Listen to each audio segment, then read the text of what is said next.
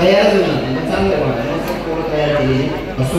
तुम्ही आलेले शोधेगण सगळे चांगले. आता 2 तास कोणी उठू नका. तुम्ही आलेले शोधेगण चांगले, वाजवणारे म्हणणारे महाराज चांगले, टाळकरी सगळे महाराज मंडळी पुरी चांगले आहेत, पोरही चांगले, साऊंड सिस्टीम चांगली. आता तर खूप बेकंकार काय बोंब पाडत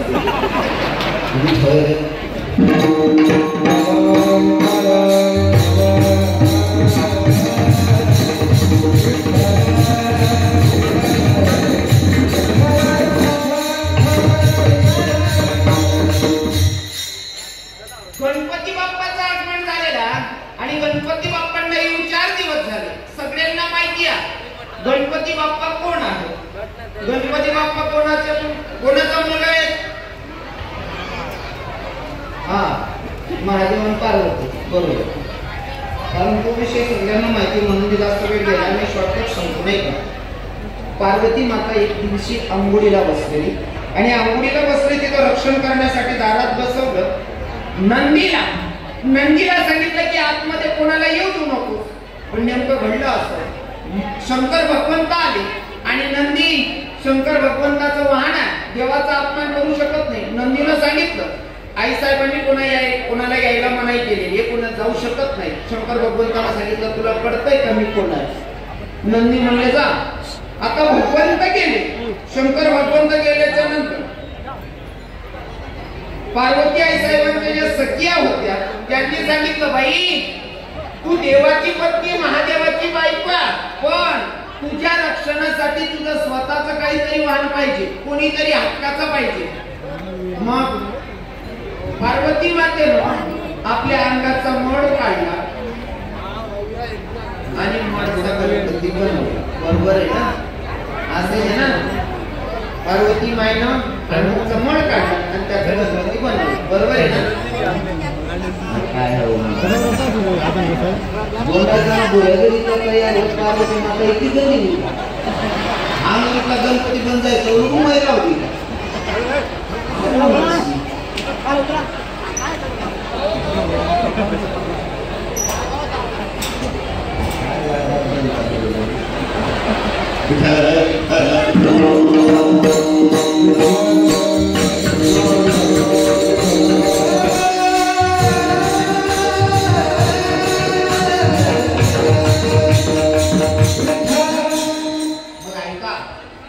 अगोदर आंघोळ करायच्या आधी साबणाची सुविधा नाही होती. मनीषने आणली ना मातीला आहे,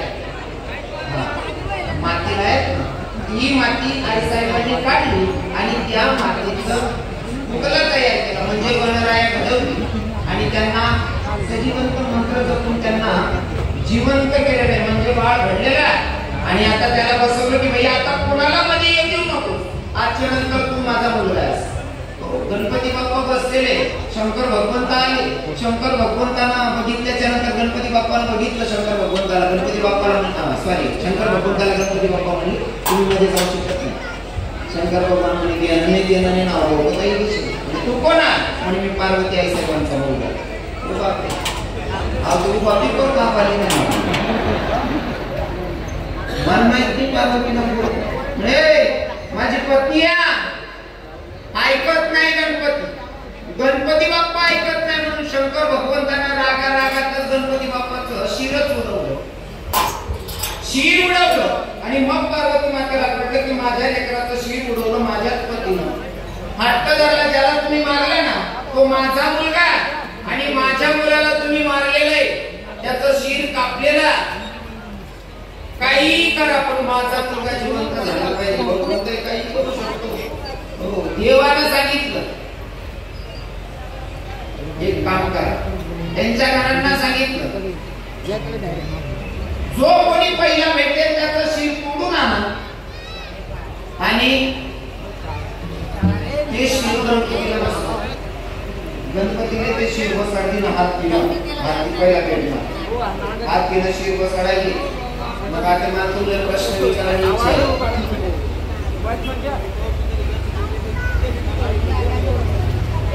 गणपतीने जीवदान देवांसाठी हात तिने शिर कापीशी बसाडायची.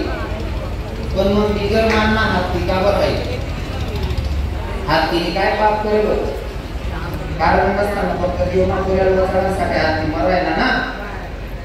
मग हत्तीला जर जिवंत करायचं असेल तर हत्तीला कोणीतरी मान लावलं पाहिजे. मग कोणीतरी मान जर हत्तीला येईल पण कोणले तरी एके बिगर मानणार राहणं पडेल. बरोबर आहे ना. मग मला सांगा भूतलावर बिगर मानणं कोणता प्राणी, कोणता जीव आहे बिगर मुंडीना?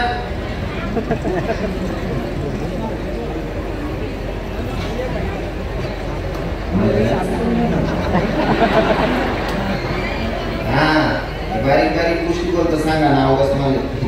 जे पण सांगायचं ना ते आपण सांगू, कारण मार्केटमध्ये जे नाही ना ते इको धंदा चांगला सांगू तुले शेवट आता थांबा. हा यार काय करता बसत तुम्ही. हा बिगर मानना पण एक दिवशी पण तो शेवटी सांगतो फुकट सांगाव नाही. विठ्ठल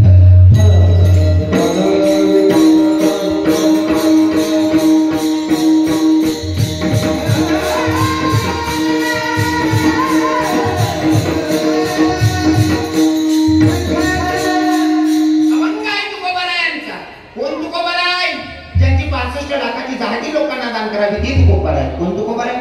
जाळून संसार वैसले अंगणी ती तुकोबार आहे. कोण तुकोबार आहे? संसाराच्या नावे घालून या शून्य ती तुकोबार आहे. आणि ती तुकोबार आहे भंगातून तुम्हा आपल्या जीवनाला संदेश देताय, समजवताय की भैया अरे अशा देवाला शरण जायचं की त्या देवानं भक्ताच्यासाठी काम करायला लाज ठेवली नाही पाहिजे. अशा देवाला